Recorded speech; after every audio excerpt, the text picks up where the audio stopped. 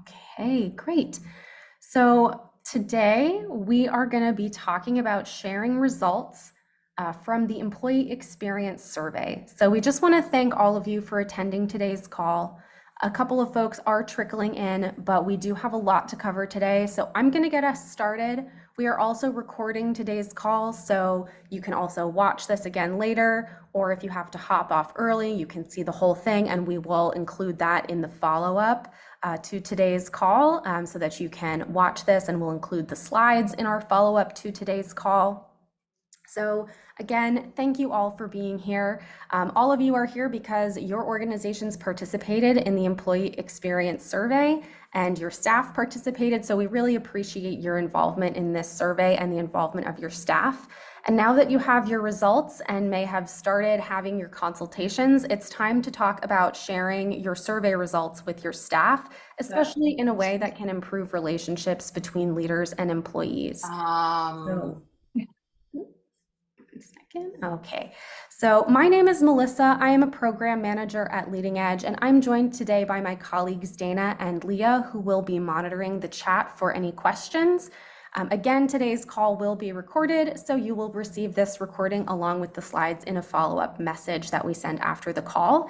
And first, we want to check in with you just to see where you're at. As I walk us through our agenda, please share in the chat with us. Where are you in your readiness to share your results with your team? And this will give us a little bit of insight about where our survey organizations are in terms of communicating results to their staff.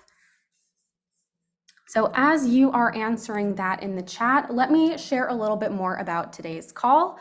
So today's call is part of our After Survey Action series for July. As we talk about understanding survey results and engagement in July, we also want to talk about sharing these survey results with your staff, because these are questions that come up from our organizations all the time. How do I share our results? Who do I share it with?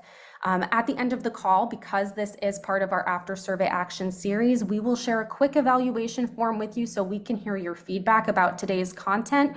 We want to make sure that what we are offering to you is actually being helpful, or if there are more resources that we can provide going forward.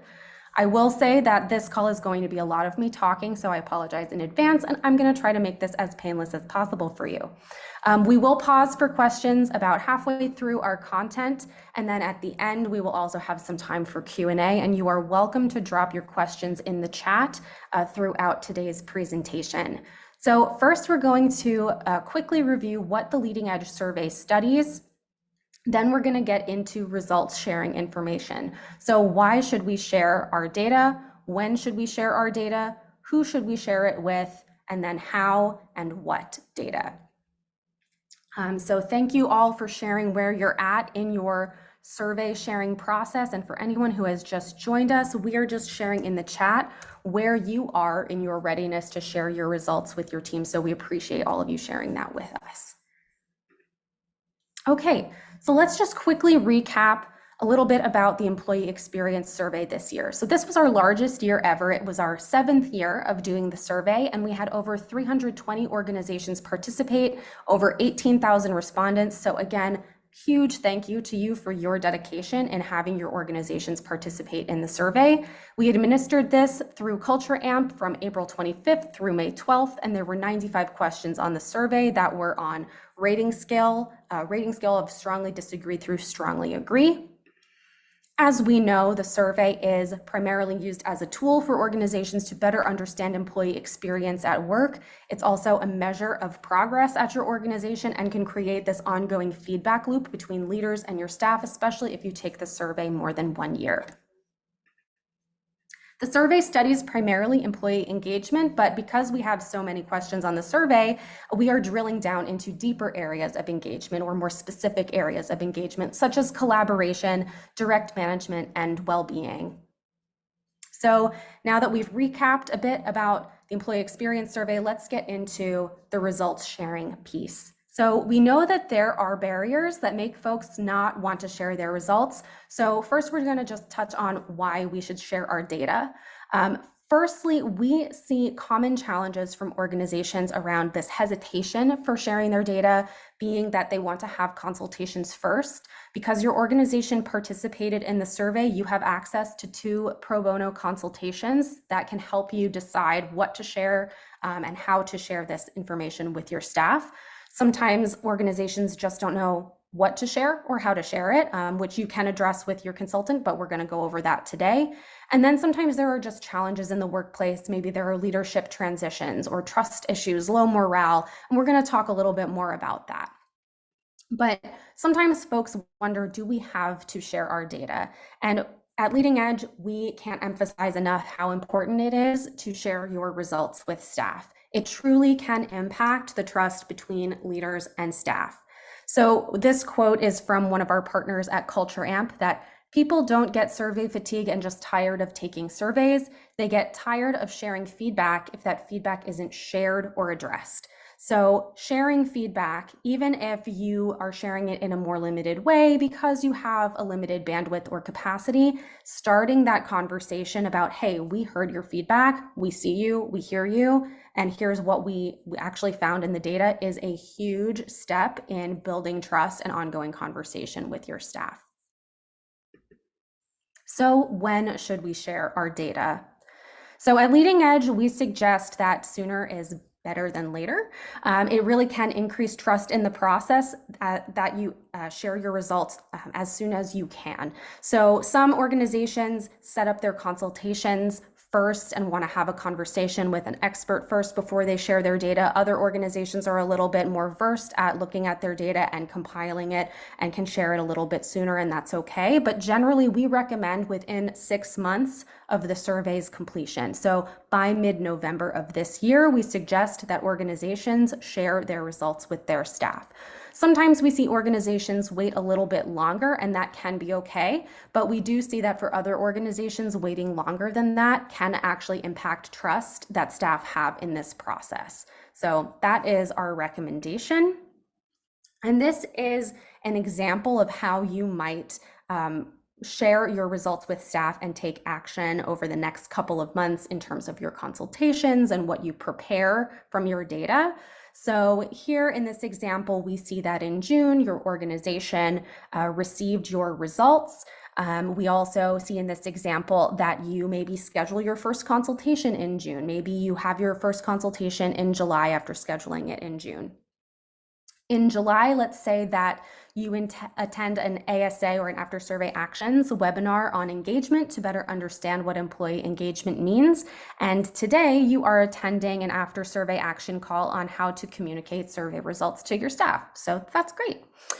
In August, we have in this example, maybe you have your second consultation with your consultant. And at this point, maybe you're talking to your consultant about how to start sharing this data with your staff, and you start to summarize your data in an email or a presentation. Let's say in September, you actually share those results via email and then invite staff to an all-staff meeting. And then at some point in September, you also have a presentation with staff at an all-staff meeting for those results. So this is one example of how you might approach this. And again, this is like a choose your own adventure. This is an example. You can pick and choose from this. Your consultant can be a great partner for how you explore to do this, but regardless, we recommend that you start planning to share your results now if you have not already, so that you can spend the next couple of weeks or months preparing. And while reviewing your results and speaking with your consultants, you'll just want to be thinking about what you'll want to share so that you can start asking your consultants some questions about that. And as you continue to think about what data to share, you are always welcome to attend any and all After Survey Actions so that that can maybe even inform what you choose to share with your staff. So who should we share our data with? And we know that this can also be a source of anxiety for some organizations. First, it can be about not knowing what to share with staff, which we are going to get into in our later sections. And then there's this concern that sometimes comes up around we don't have it all figured out. Like we don't have answers to every staff question, or we don't have access to resources to fix every problem right away. And I would say that that's pretty normal for organizations. Most organizations don't have everything figured out. Many many leaders receive their results and feel overwhelmed by the ideas of making meaning of the data and taking action with the data. So this can be really helpful to talk through with your consultant. And this can also be an opportunity to invite in conversation with different groups of your staff. So this could be an opportunity to talk more with your senior leaders, to talk with your managers, or to talk with your entire staff, depending on your staff structure and how large your organization is. So let's look at a couple of best practices that we see. So best practice is that you will share some amount of data with all of your staff so that your staff all know that when they provide feedback, it is acknowledged, it is recognized, it is shared back with them. Most of the time we see organizations share high-level results with their staff at a minimum. So something like your top 3 areas that you are doing really well in, and then maybe 1 or 2 areas where you have some growth to do. Different types of conversations or conversations that you have with different populations at your organization will change the degree of data that you might share. So there is the possibility that you'll engage more deeply with your senior leaders and share more detailed information with them, and that makes sense. You may also have a different conversation with supervisors, middle managers, or other groups at your organization based on where they sit in the organization and the powers that they have. So this can be a bit more of a choose your own adventure situation, kind of like how choosing when you share your results is choose your own adventure. This will depend a lot on your organization, your structure, what you're hearing from staff, what they're asking you to share, and what your capacity is. So that was a lot of talking in a brief period of time. I want to pause here before we get into the meatier pieces of what to share and how to share the data. So are there any questions coming up so far about what we have just shared? And I'd layer on questions and or anything you all want to share about what you're already doing, because I'm seeing a lot in the chat of people who've already done some of this, which is great to see if there's something you want to lift up for the group.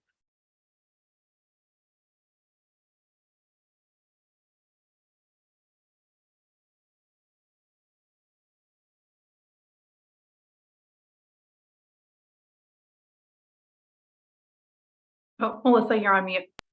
Thanks. If anything comes to mind for you as we go, again, always feel free to pop that in the chat and Dana and Leah will help you with your question.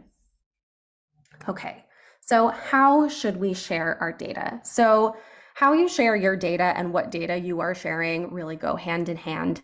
It depends on whether or not you want to have a discussion with your staff or if you are wanting to share more of a high-level summary. So we're going to look at some of the information that is common for folks to share with their staff. So in this table, you'll see strengths, growth areas, focus areas, and next steps. So most organizations choose to share some variety of what is here, and at a minimum, they will share a few strengths and a few growth areas based on the favorability scores they see on their survey results. So there are many ways you can combine what is here in sharing this with your staff, and we're going to look at a few examples based on the capacity that you have at your organization, and then we're going to come back to this slide in a little bit and talk a bit more about what we see here. So first, if your organization is feeling like maybe you have lower capacity for sharing results, on the left-hand side, you'll see a low lift example of what your organization might do. So you might send an all-staff email to your folks sharing your results. It could just be a couple of bullet points like your strengths, your growth areas, and thank you all again for sharing your feedback. Or you might choose, depending on the structure and size of your organization, you may choose to send that email to supervisors or department heads and ask them to share that information with their teams. Or you could choose to spend 20 minutes during an all-team meeting that already exists on folks' calendars to share those strengths and growth areas. And you might choose to do a few of those things. If you're looking to be a little bit more involved with your staff, the moderate lift example means sharing maybe an all-staff email with those strengths and growth areas. Maybe you schedule a 60-minute call, a 45-minute call with your team to do a presentation and have a discussion or a Q&A with your senior leader.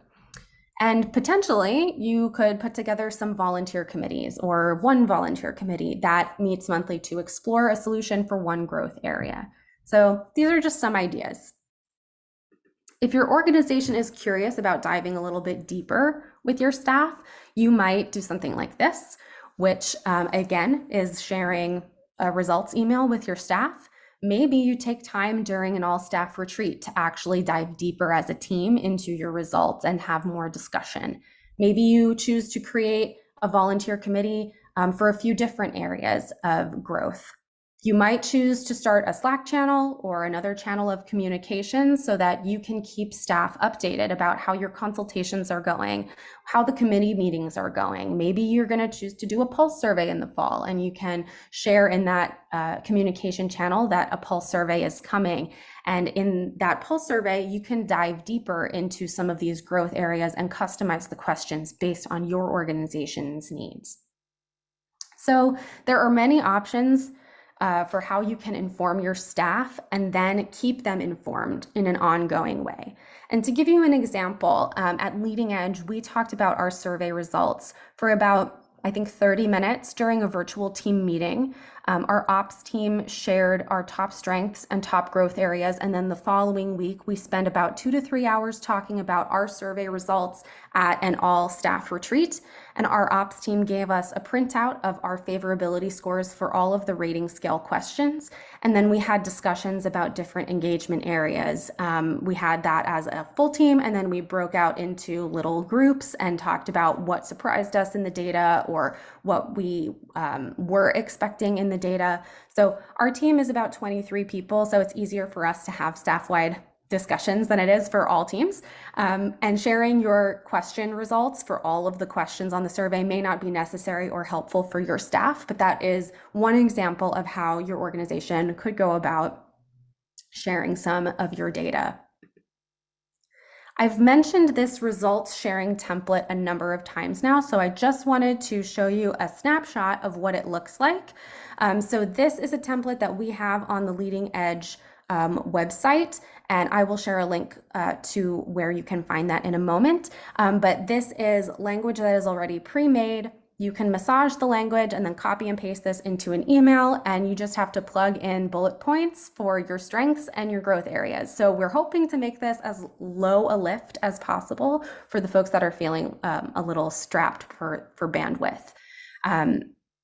So let me place the link to those in the chat. So we do have a survey instructions page that includes a number of templates. So there's this email template, and then there's also a presentation template where you can adjust a PowerPoint presentation for your staff.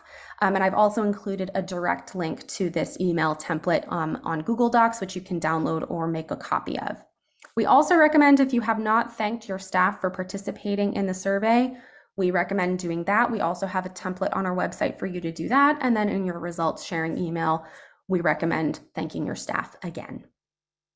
I'm curious if there are any questions coming up on this piece of the process. Melissa, I'll lift a couple things up from the chat. There were 2 specific questions which we can put out to the group or see if you have a reaction. One is recommendations for volunteer committees, like folks that are coming together to do some action planning, if we have any guidance there.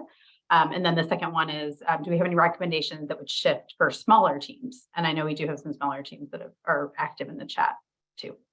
Sure. So for the volunteer committees, I would say that looking at your growth areas and maybe with your consultant and or as a senior team, deciding which areas you think you can actually move the needle on, where you think there might actually be action to take. And then at least in the experiences that we've had at Leading Edge with interest committees, we offer an opportunity to everyone, but there can also be some direction from senior leaders in finding maybe someone who wants to chair some sort of volunteer committee, someone who is like deeply committed or knowledgeable potentially in a particular area that can be more of like the leadership capacity of that volunteer committee. I'm not sure if that's answering the full question. So if you've got additional questions about those volunteer committees, feel free to let us know. In terms of smaller organizations, there are a couple of things that we have seen at Leading Edge, and it depends on your organization and the culture. We have seen some smaller organizations where things are quite tight knit and folks share a lot of responsibilities. And we have seen some organizations give their staff access to the report in Culture Amp, and have like deeper conversations about the results that they're seeing. That's not something that works for everyone, but it is an option. And Dana, I'm curious if you've got any other thoughts about our small organizations. Yeah, I'm aligned with what you shared. I think a lot of it depends on how you are typically engaging your team and really thinking about what the culture is. That feels very meta to think about the culture of your team to share culture results, but really thinking about how you've engaged the full team. I think with such a small team, it can feel hard to leave any one person out. So I think it's best done full group, but really defining what folks will actually be responsible for in terms of leadership, driving forward specific actions. I always think there's a bit of a tension that we talked about internally as well between wanting to make sure that everyone is involved in co-creating an action plan and also recognizing that there is a level of responsibility and power that our leadership holds to actually move the ball forward on some of these results. And so I think considering how you can bring folks in to drive change for things that they directly influence, I think that's true for orgs that are big or small, but it feels particularly salient for some of our smaller organizations. But I know we have a couple folks on the line who at least said they were kind of 6 or 7. So if you all have additional things you would layer in that have worked for you, feel free to drop them in the chat or come off mute to share.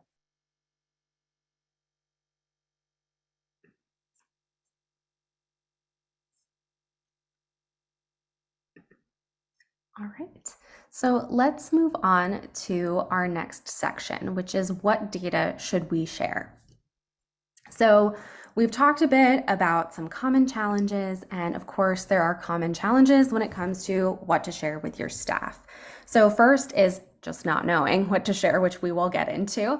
And then we get into some areas like our scores have decreased from a prior year. And sometimes organizations feel stressed about sharing their data if they see that the scores have decreased. And I will say that this is something that happens, and there can be many reasons for it. And we see this pretty commonly in organizations that have taken the survey more than 1 year. It is certainly worth taking a closer look at it, but there are a number of reasons why the scores may have decreased. It could be something like leadership transitions, staff turnover. Sometimes there are some folks that are unhappy at their organization and their experience is impacting the people around them. Sometimes it's because your organization has taken the survey for a couple of years and you've already addressed the things that are quicker to fix or the lower hanging fruit, and now you're getting into some of the deeper culture work that doesn't resolve so quickly, and progress is certainly not linear. So we do see organizations see some peaks and valleys and see some dips in their scores as they go through this process. So it's something that you should maybe address with your consultant or may want to address with your consultant. It depends on the question and how much you think it is impacting your engagement overall. But overall, it's okay if you see something like this happen. And I would say that it's okay to still share this with your staff. It's important for them to be aware of any of these changes that are taking place.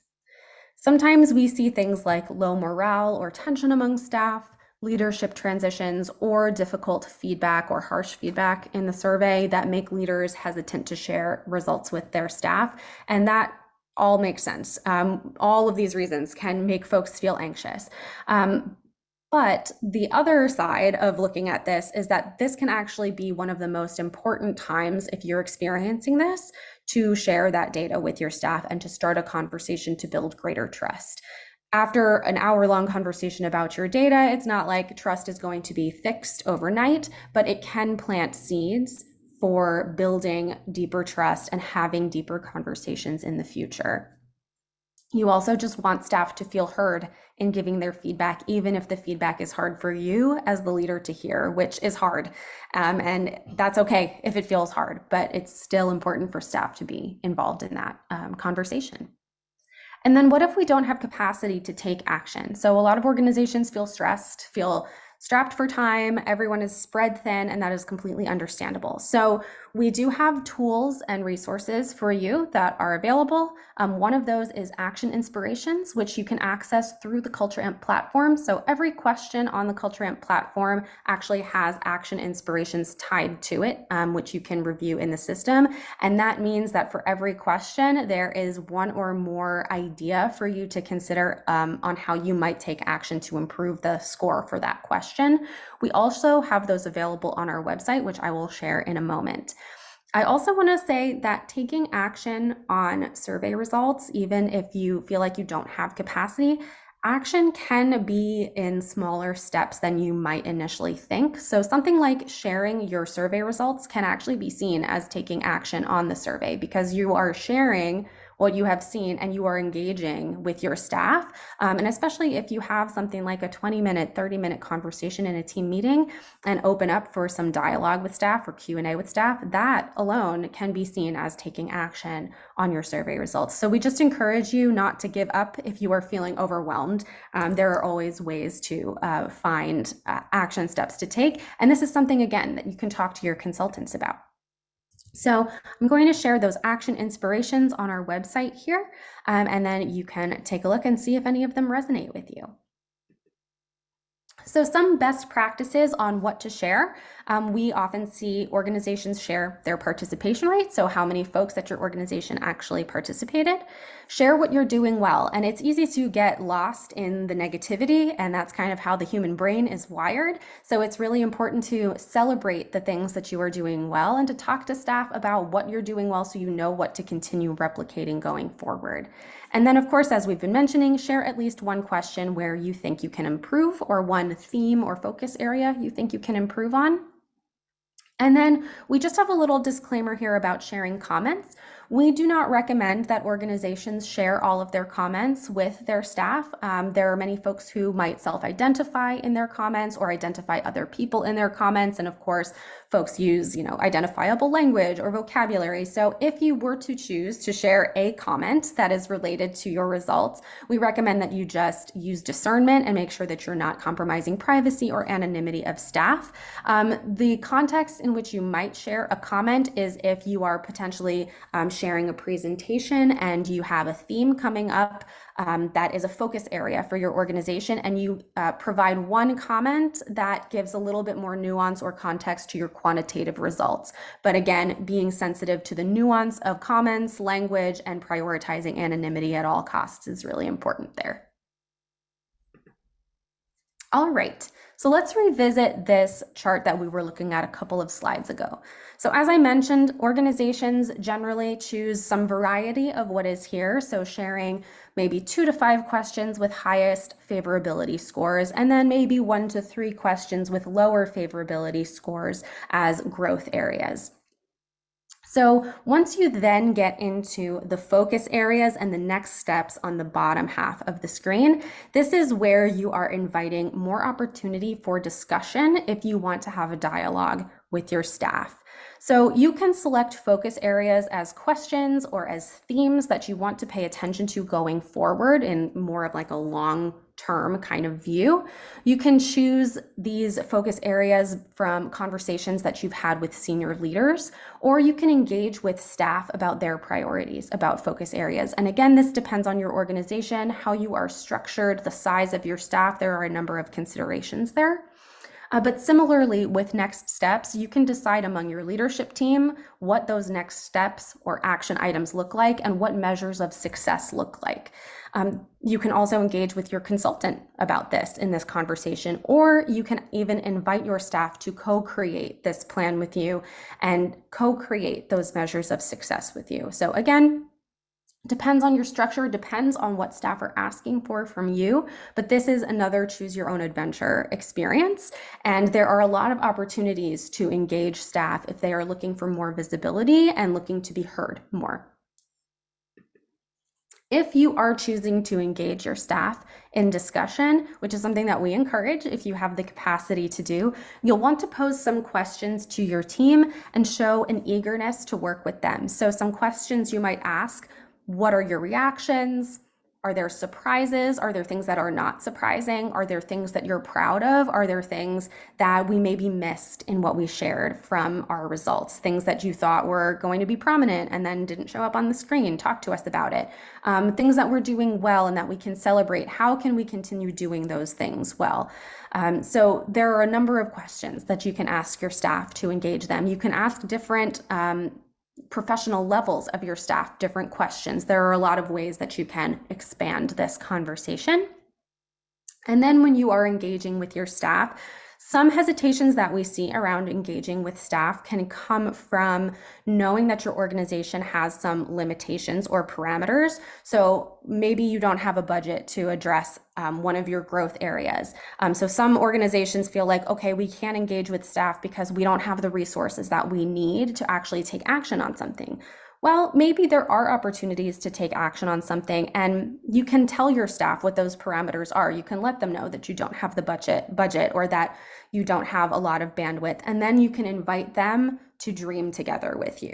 And that can invite some really creative ideas that maybe your leadership team wasn't considering. So when we are choosing what to share with our staff, we can also be thinking about these kinds of conversations and how the feedback conversation continues. As we mentioned earlier, the survey is a tool that is a feedback and engagement tool, but the feedback can continue being a two-way conversation. And that's something that we see for a lot of organizations can improve trust and relationships. So the survey is your results, and then how you share your results can pave the way for future conversations. So that has been a lot of me talking, and we are now going to open up for questions and for also any anecdotal stories that y'all may have about things that have gone well for you or things that you might be facing in your organization. And before we get into that, I just want to share our feedback form with you for today, because we would love to know what you think about the content of this session and if this kind of content is helpful for you going forward. So this is about 5 questions. It'll take 30 seconds for you to complete. And then we will get deep into this Q&A piece. So if y'all can check out that link in the chat and just take 1 minute, that would be awesome.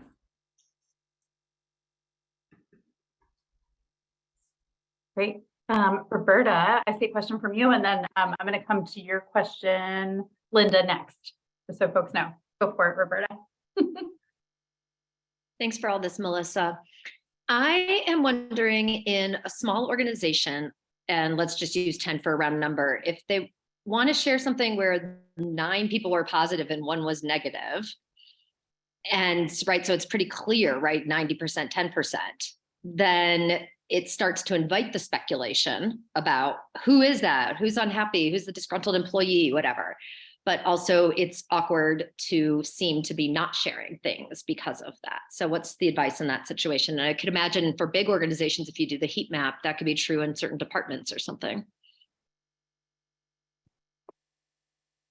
Yeah, great question. Dana, I'm curious if you've got Yeah, I think this is tricky. I think if it were, to be honest, I think if it was a 9 out of 10, I probably would not share it, because I do think it does invite a level of speculation and potential like othering for whatever reason that can be not productive. I wonder if there would be an opportunity to share some themes that feel related, like looking at other questions where you can see if there's some connections there. But I personally, I think in a team that small, it feels hard to elevate, I think, at that level. I think one thing I have seen, orgs do to say, like, we have some outliers on certain things. And so we're really thinking about that data is super important, and wondering, like, that experience is a valid experience, and how can we think about potential bright spots or ways other people are experiencing this differently to lift up kind of the whole group, and having more of a conversation around that without necessarily pulling out like the specific data point. So that is how I have navigated it with smaller teams, but this year I don't have smaller groups. And so I'm curious if other folks who have some smaller data sets have approached this similarly, or have a different way to approach it.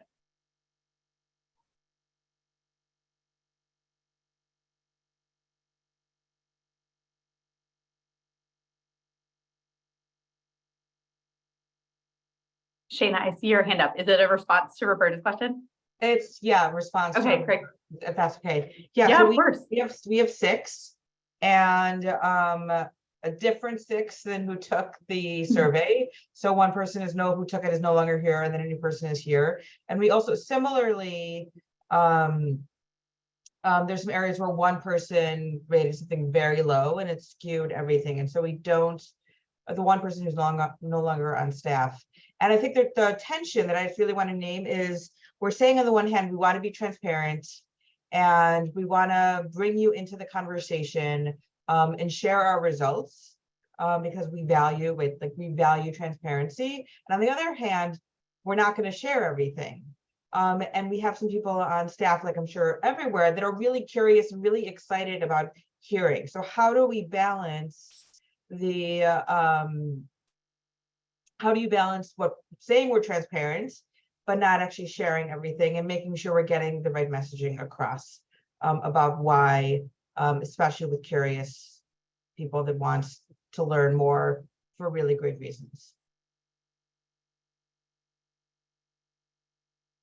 Yeah, I mean, Shana, I don't have an easy answer for that. I think there is a conversation and dialogue that we often have on our staff just about like responsible kind of data transparency and doing it in a way that still honors confidentiality of our colleagues. And you know, when folks share vulnerably, like we don't tell them that like every single person is going to have access to everything that they've shared. Like that's a big theme about why we, you know, maybe they're writing comments that they are intending to be reviewed by the CEO and executive team, but they would feel differently about, you know, their peers potentially seeing some of that information. And so I do feel like it's a balance. I don't think everyone is going to be happy with that. I've certainly managed teams where people wanted to see, you know, kind of everything, and it wasn't just related to the survey. It shows up in other, you know, kind of ways that we engage as a team, but ultimately wanting to, I think, just toe that line and have that conversation about like, if we offer this information, it could put, you know, folks in an uncomfortable position. And so we want to share with you, you know, kind of the key themes and trends that we're seeing and create a level of transparency that we feel is responsible and again preserves, you know, some level of, I think, integrity for our staff. But again, not everyone is going to love that answer, but that's how I have I've personally approached it.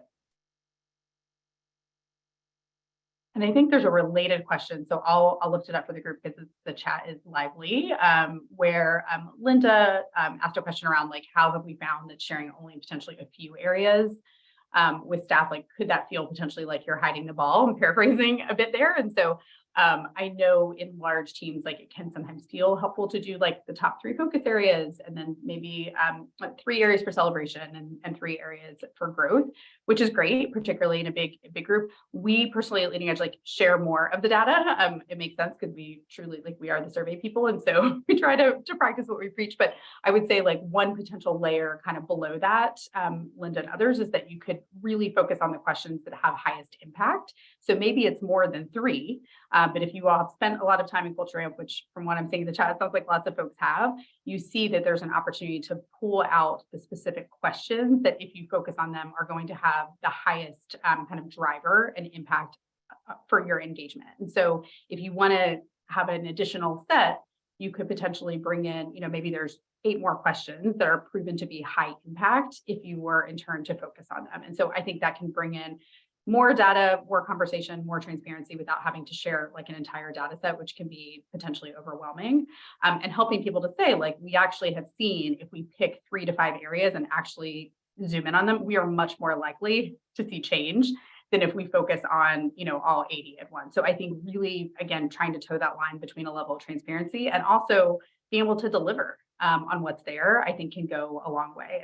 And so that would be one way I might approach it, is really looking specifically at the impact drivers. And we shared this information a couple of weeks ago, but you all have gotten so much from us. So I'll just use this opportunity to also share, if you have more than 25 employees, your impact indicators are actually customized for your organization. So in previous years, they have been kind of what the Culture Amp algorithm tells you is going to be most impactful. If you do have over 25 respondents, your impact indicators are going to be personalized to your org. So that might be a really nice place to start, is looking at those high impact questions. And I also see in the chat a question around feedback. So what if feedback that is shared is related to specific recommendations or requests that are not reasonable asks, which is something that happens pretty frequently.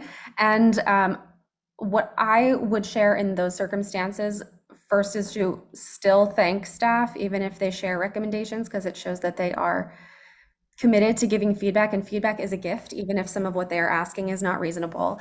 And I think this can also tie into what we were sharing a bit in the presentation, that sometimes engaging with staff and letting them know what some parameters are, like, okay, that's not possible, but we love that you are thinking about options and opportunities for us. Let's talk about what might be possible in this particular area, given the parameters that we have. That can be a helpful way of engaging staff.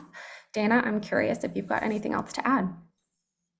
Yeah, I agree with that. And I think I would just honor kind of, is there a question below the question? Like, maybe we can't totally change like our entire PTO policy if they ask for something that like does not align with some of the work that you all are currently doing, but is there a desire for more flexibility that could be met? So again, I think similar to what Melissa shared is better understanding kind of what's underneath the request, and not being able to say like, that isn't actually something that we can do, and being clear. I think this piece around staff committees raise that question around like potential parameters and a mandate. Like if there is energy, like are there ways to harness the energy that feel like productive and reasonable, like with a budget or with a timeline that everyone agrees like feels like something you all would feel comfortable with? Sarah, I see your hand up. Yeah, so thanks. This is really helpful. I've shared it with my directors and with my managers just today. And I was kind of like, I wasn't sure how much to show. So I started with the insight page and kind of did some high level, and then used a few examples to kind of go dig a little deeper. Some comments that I got today, one was people were paying attention to like if 65 of our staff answered the whole survey, but on one question only 42, and they'd be like, oh, let's pay attention to the ones that people weren't answering. And maybe that's an interesting point. Like why are 65 of the staff asking and doing about engagement, but when it comes to board questions, there's only 42 people answering that question, and kind of looking at the different engagements on the different questions. There was a lot of interest in the breakdown of managers, like and that looked like that could be a bit of a pitfall, because the managers were kind of like really focused on like, well, why did my staff, why are they, so unhappy with, engagement. We also had an interesting one where one of our managers said only 50% of our unit participated in this. I wonder what that's all about, and so it was really quite interesting. I guess the next step will be doing it to the whole staff. But one of the things is it's so much information. And sometimes what looks at the highlights or the summary page, when I dig down, it doesn't look like it's as high as it is showing up here. And I know that has something to do with areas that have higher impact. I'm not really sure, but I'm trying to figure out of all the information and how to present it in a concise way. And I like the strength, growth areas, focus areas, next steps. I think that's a good model, but there's so much. And I keep saying to people, there's more. And if you want to come and look at it more, I'm happy to go through it with you, but I'm just not sure where to stop, I guess is the question. That is such a great point, Sarah. And we hear this from our organizations, and we hear this from our consultants as well, that there is such a wealth of information in the system that it's easy to get lost in. Mm-hmm. And it's easy to fixate on things that maybe actually are not, in the larger context, really significant to what you are trying to address with staff.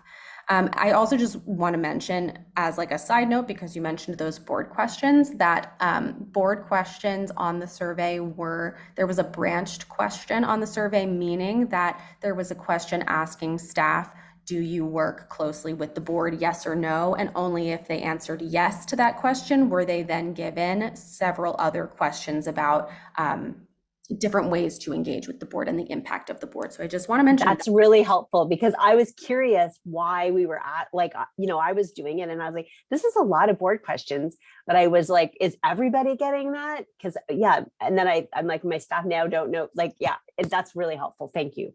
Yeah, of course. And you make such a good point, though, that it is data to see where folks maybe are not participating in other Mhm. places. And if there is a particular team where their participation is struggling, that could be an area for folks to look at. I think to your question, where do you stop? Yeah, there is a point where you have to, I think, zoom out and consider what is our desired outcome of this survey and what are we hoping to address with staff? Like, what are we trying to achieve with staff? Because you can lose your mind getting into it. And there are those questions around like, okay, sometimes we divide the data by manager, like maybe if you provided manager names. Is the purpose of the survey a performance evaluation tool for those people, though? Generally, it's not. So how much do you actually weigh what you are seeing in that information? And how much can we actually coach our managers through what they are seeing if they're feeling deflated by some of their responses? Dana, I would love to hear a little bit more from you. Yes, I don't know if there's anything I would add. I think that was great, Sarah. And I think it depends too, like, we are happy to talk through if you have specific context. I don't know, are you all new to the survey or have you taken Yes. it? You know, okay, yeah, Yeah. I would love it. If you haven't posed this to your consultant yet, like they can be a great resource, but I'll drop my, our emails, our program's email in the chat, because that's something we can talk through, like if there are Okay. specific departments. And I do think it gets better year over year as you get more comfortable, but I also feel like it's an interesting time because it sets a bit of a precedent, like what you choose now, like next year people will be like, how did we do on that last year, right?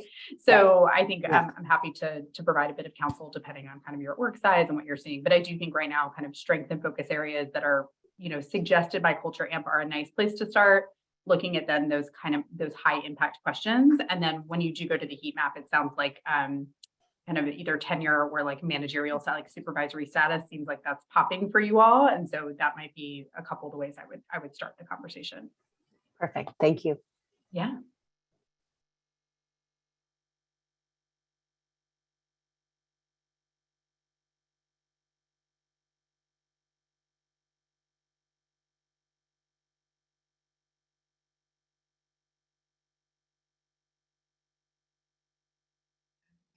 I do see a question in the chat around sharing any of your data with your board, particularly if that was identified as a challenging area.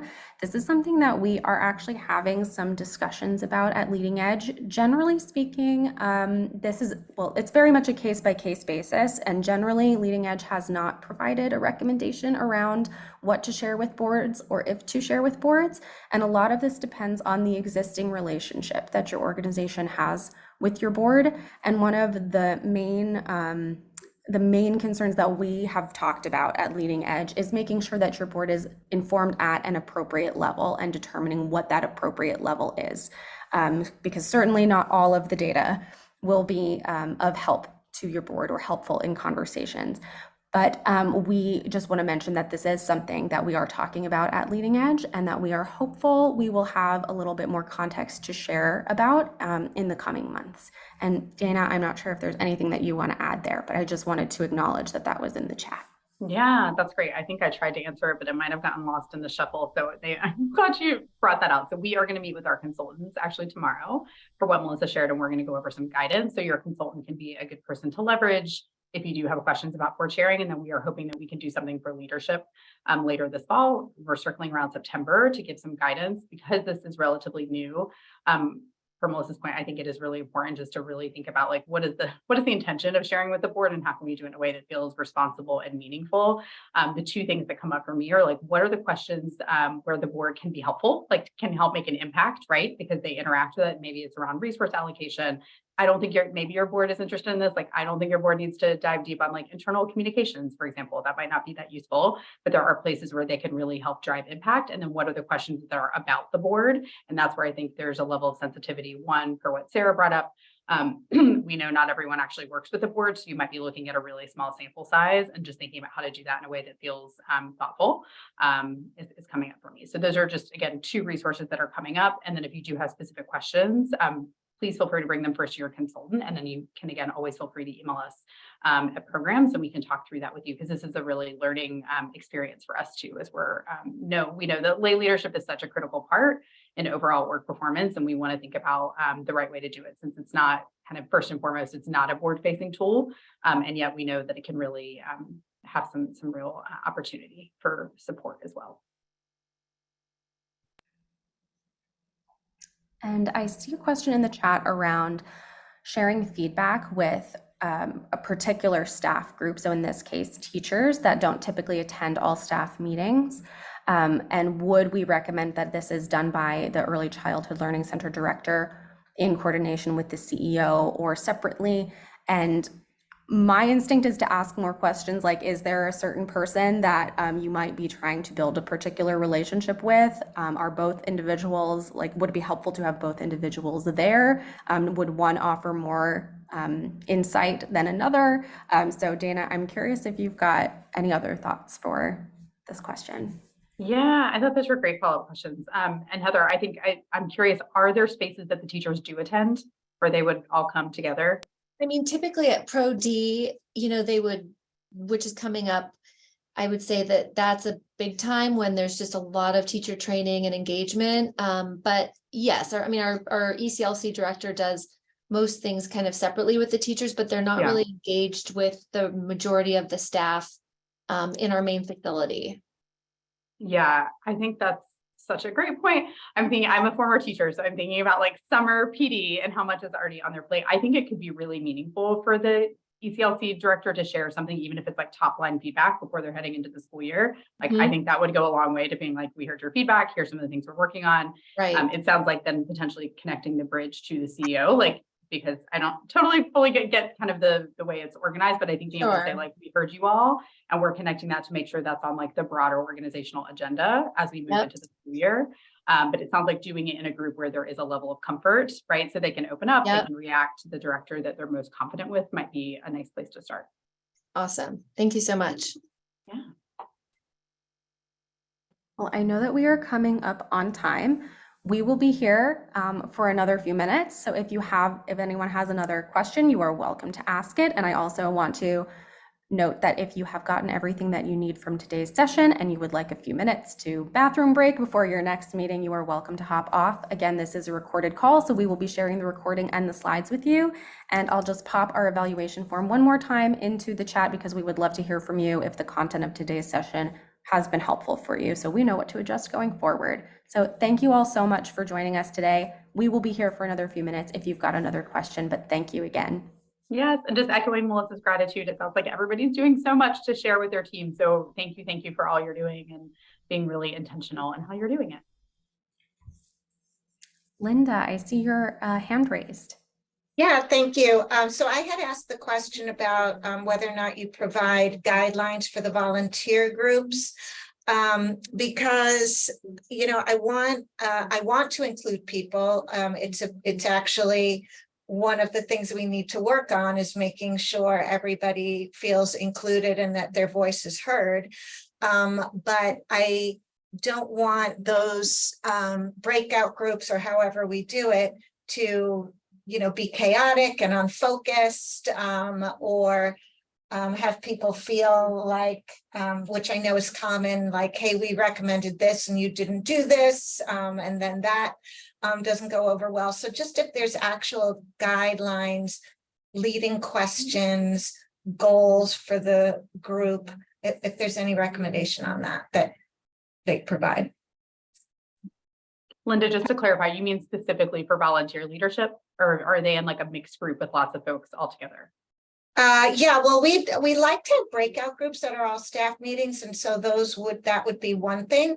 But then I was also thinking, based on an experience I had at another organization, of having ongoing committees to volunteer committees to address a particular challenge that we're trying to improve. So really either or, just overall guidelines. Something that comes to mind for me is I'm just thinking about some of the ways that we have also tried this at Leading Edge. Sometimes with our volunteer committees, we have created almost like an agenda for several meetings. So maybe if we're meeting once a month, Maybe in our first meeting, there are some intentions that we set or certain subtopics within a topic that we want to address, and then that informs our future conversations each time that we meet. I think it's important to start with those kinds of leading questions that you were mentioning, like what is our desired outcome from meeting as this group? What does a dream solution look like?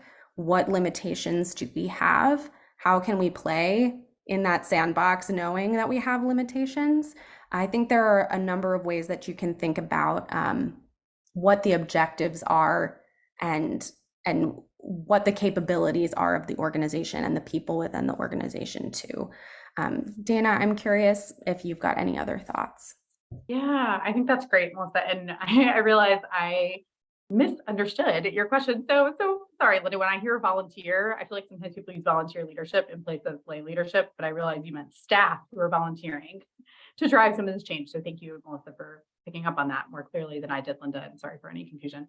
I agree. I mean, I think the big thing is like, what are the parameters? And if there is not, I think it was Roberta who put this further up, like if there's not executive leadership that's part of those conversations, like how are they getting their ideas kind of approved and move forward? Because that can create a lot of frustration if you set people up to like assume that they have agency and opportunity to move forward, and then they don't feel like they know how to get those ideas, kind of greenlit. So that's the first piece. And then the second piece, I think, is just really narrowing the focus. Like people get excited, they have big ideas, they have like quick ideas, and like really saying like, maybe are there 2 to 3 focus areas that we want to narrow in on? And maybe we do that for the next 6 months, and then we can regroup. We didn't push this as much today, but we do have this opportunity to do a pulse survey. So one of the things that's nice, if you do a volunteer, staff committee, they can focus on a couple questions for a bit. Then you can see how that's going with the pulse survey and then decide to either continue that progress or redirect to a different focus area that I would add. Thank you. Yeah, Sarah, is it Sari? Or sorry? Yes, it's Sarah. Yeah, hi. Hi, Sari. Hi. So we've been doing surveys for, I'm not kidding, for like 15 plus years. And we used to work with other consultants that when we did staff presentations, presented a lot. So we've been doing that as well. So when I present to staff, like maybe now I'm thinking I'm giving them too much data because, we'll feed them the entire, like the fact, we do the strengths, areas of improvement, but then we go into like all the details, like the favorable scores on each factor. And then we do comparisons from the prior year. And then we explain what falls into that. We're very transparent with most of the, I think the only thing we don't really cover is the board, because it's just, a lot of our staff don't deal with our board is 150 people. So it was a very confusing question. Federation of New York is 400 employees. And so we don't even post that because it's very confusing to people. But is there to a point where you're feeding them like and being too transparent and giving them too much data? Like we were trying to be as transparent and not hide anything, but Yeah. we have the hour meetings, just so you know, but it's not just here are our strengths and here are areas, showing them the numbers and the details. So And then, do you all do a follow-up after that, or is it just that's the main focus? Well, we do, like we ask for we do the volunteers, like the committee. This year we're doing it different because we have like a senior management group and we're telling them we've been doing this and there's just no change no matter what we do. I mean, we did a massive building a culture of feedback. Everyone has been trained, every one of our staff, and then you don't even, you just don't feel like we have changes in some, I'm not going to say, but maybe it's time like to fix collaboration. It starts at the top. Like our lower level staff cannot solve this problem when it's coming from that starts at the top. And so we created a senior management group, which we never had to focus on this. And I'll probably have a staff one as well, so they feel part of it too. But are we sharing too much data is my question. Yeah. I mean, it's hard to know completely, without having all kinds, but I think based on what you shared, and it sounds like since you've been doing it for a while, it sounds like you do have an instinct that focusing on one factor or zooming in on one thing might be productive. I don't think that means you shouldn't share all the data if that's something your staff have come to expect and they are comfortable with it. Like, your group, like I personally have been on teams where we share everything and people really love like nerding out on all the percentages. Right. And for some folks, that's really overwhelming. And then they like don't know how to move forward from that. Right. So I think it is a bit of knowing your staff, but your staff is also large. So my guess is that you have folks that are like all along that spectrum. Right. And I think some of it based on the precedent that you all set might just be the framing, like we share all this data because we really believe in transparency, want you to have access to it, and we know it could be overwhelming. So moving Right. forward, we're gonna really zero in on these 3 topics or something, right? So it's again, Right. you don't pull back on what you share, but you help narrate and kind of shrink the focus a bit and Yeah, then continue to check in on that. Because that might be Yeah. how I would like approach I it. just felt like, oh, shouldn't we be transparent and show everything? And now I'm like, am I doing that wrong? So, Yeah. Yeah. I don't think I don't think it's a bad call at all. I think it's more Okay. just then do you feel like it's preventing you all from, being able to move forward? I think is the question that I would ask. Like, is that data feel so overwhelming that they can't then take action? And if the answer to that is no, then I think it's okay. Right, And just, okay. continuing to shrink that focus. Okay, thank you. Well, thank you all, and thank you for your questions. We are at time. So again, we just appreciate everyone being here, and we hope you have a great rest of your day.